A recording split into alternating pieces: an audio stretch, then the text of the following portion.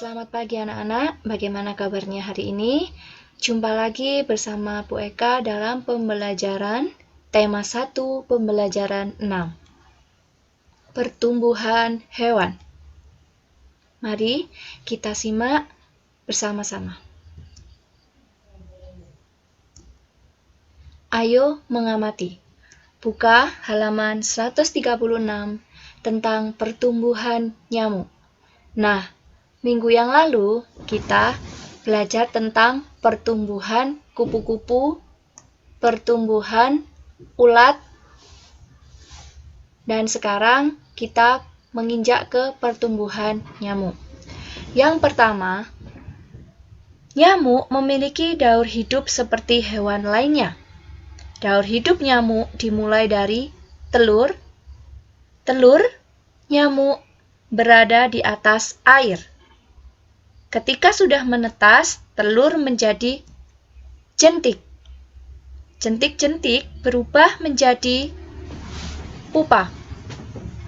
Lalu, setelah beberapa waktu, pupa berubah menjadi nyamuk dewasa.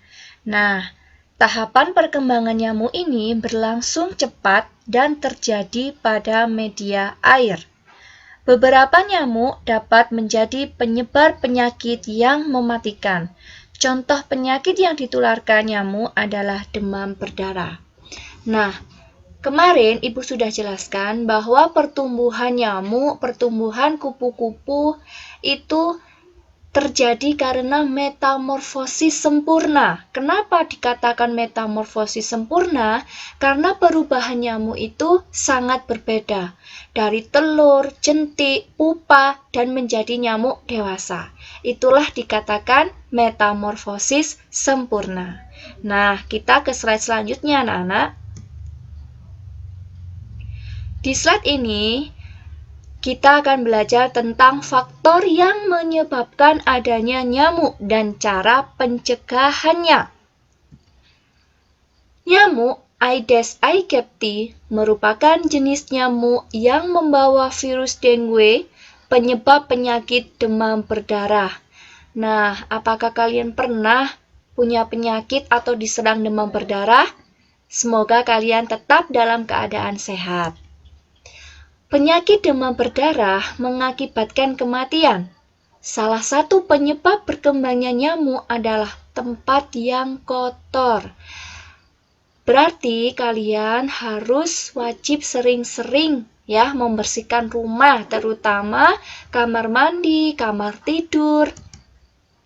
Agar tidak ditempati oleh nyamuk, kita wajib membersihkan rumah setiap hari. Nah, biar kalian ingat dengan cara apa? Dengan cara 5M. Apa itu 5M? Yang pertama yaitu menguras. Menguras artinya bersihkan atau kuras tempat penyimpanan air seperti bak mandi, WC, drum, dan lain-lain seminggu sekali.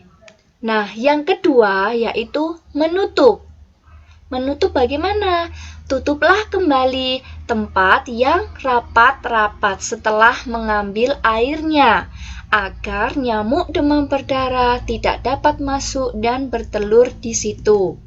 Lalu, M yang ketiga yaitu mengganti. Mengganti apa? Ganti air vas bunga dan pot tanaman air setiap hari. Nah, kalian harus juga menyayangi tumbuhan ya. Lalu, M yang keempat yaitu mengubur. Apa yang dikubur? Kubur dan buanglah pada tempatnya seperti plastik dan batang-batang bekas yang bisa digenangi air hujan.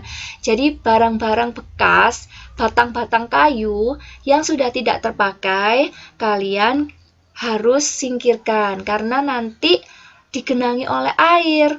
Lah, ketika digenangi oleh air, nyamuk itu akan tetap di situ, nanti bertelur dan menjadi nyamuk dewasa. Lalu yang M terakhir yaitu menaburkan. Untuk tempat-tempat air yang tidak mungkin atau sulit dikuras, taburkan bubuk abate ke dalam genangan air tersebut untuk membunuh jentik-jentik nyamuk. Ulangi hal ini setiap 2-3 bulan sekali atau peliharalah ikan di tempat itu.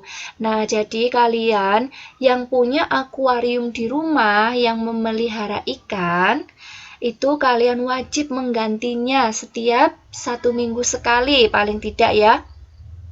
Agar airnya di dalam akuarium itu bersih. Lalu, kalau kalian punya ikan yang lebih besar, nah itu manfaatkan. Biasanya ikan akan memakan nyamuk tersebut. Lalu kita lanjutkan ke slide berikutnya. Di slide ini, nah Ibu sudah terangkan tentang faktor dan cara pencegahannya nyamuk demam berdarah. Sekarang kalian buka halaman 138 tentang ayo berlatih membuat poster. Nah, kalian pasti sudah mendengar poster itu apa, Bu?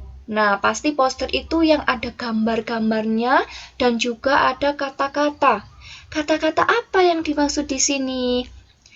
Ibu akan menerangkan sedikit saja tentang poster. Poster di sini yaitu kalian nanti menggambar di buku gambar, wajib kalian warnai tentang informasi hidup bersih dan sehat. Contoh poster yang pertama yaitu perilaku hidup bersih dan sehat, pangkal rumah tangga sehat. Jadikan perilaku hidup bersih dan sehat sebagai gaya hidup. Nah, gambar nomor 1, poster 1 itu ada kalian ya, wajib olahraga, wajib mengepel, wajib membuang air yang sudah kotor, wajib menggosok gigi, wajib periksa setiap hari ke dokter. Nah, ini kalau yang misalnya punya penyakit ya. Lalu makan makanan yang sehat. Ini berarti posternya tentang kesehatan. Lalu poster yang kedua yaitu tentang pencegahan demam berdarah. Contohnya di situ ada nyamuk disilang, berarti itu kita harus mencegah nyamuk demam berdarah. Ayo cegah demam berdarah dengan 3M+. Contohnya, menguras bak mandi, menutup tempat penampungan air, mengubur barang bekas, dan bak sampah yang ditutup harus rapat. Lalu yang ketiga yaitu tentang poster demam berdarah juga. Demam berdarah, ingat 3M, menguras, menutup, mengubur. Nah, nanti anak-anak, kalian pilih poster yang harus kalian gambar. Pilih salah satu saja di buku gambar ya. Bisa poster 1, bisa poster 2, bisa poster 3. Kita lanjutkan ke halaman 139. Di sini kalian akan belajar tentang apa di buku? Tentang saran. Nah, saran itu menyampaikan pesan yang kemarin Ibu sudah terangkan. Cobalah berlatih menyampaikan pesan. Pesan harus dengan kata yang sopan. Tuliskan saranmu jika temanmu atau tetanggamu melakukan hal berikut ini. Nanti kalian tulis di buku tema halus catatan. Di sini yaitu tentang nomor 1. Kamu melihat seorang anak yang membuang sampah sembarangan. Saran yang akan kamu sampaikan adalah, nah, kalian harus ingat memakai 2 kata. Yang pertama, sebaiknya, atau yang kedua, seharusnya. Kalian bisa pilih salah satu. Soal yang kedua yaitu, di sekitar depan rumah tetanggamu, banyak sampah, juga kaleng bekas berisi air hujan. Saran yang akan kamu sampaikan adalah, nah kalian kerjakan ya, 2 soal. Berikutnya, ayo berlatih. Kalian berlatih tentang matematika. Matematikanya tentang perkalian.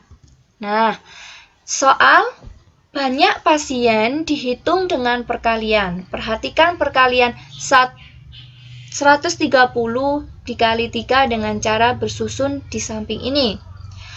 Sudah Ibu terangkan berkali-kali, pasti kalian masih ingat.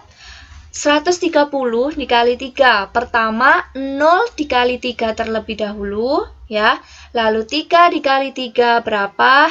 Lalu 1 dikali 3 berapa? Hasilnya 390. Yang pertama itu bukan angka 2 ya Nana, tapi angka 3. Jadi 0 dikali 3 hasilnya 0. Lalu 3 dikali 3 hasilnya 9. Lalu 1 dikali 3 hasilnya 3. Jadi 390. Lalu kerjakan halaman 141 di buku Matematika Tugas. Soal yang pertama yaitu 412. Nah, ini ya.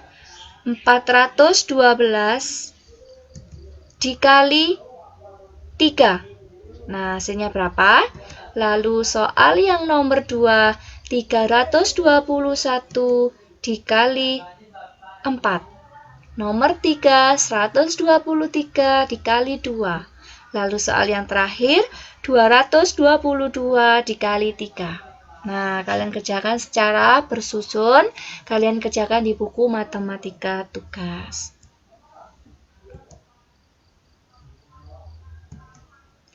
Mungkin hanya itu saja yang bisa Ibu sampaikan. Walaupun singkat, semoga kalian bisa mengerti dan memahami.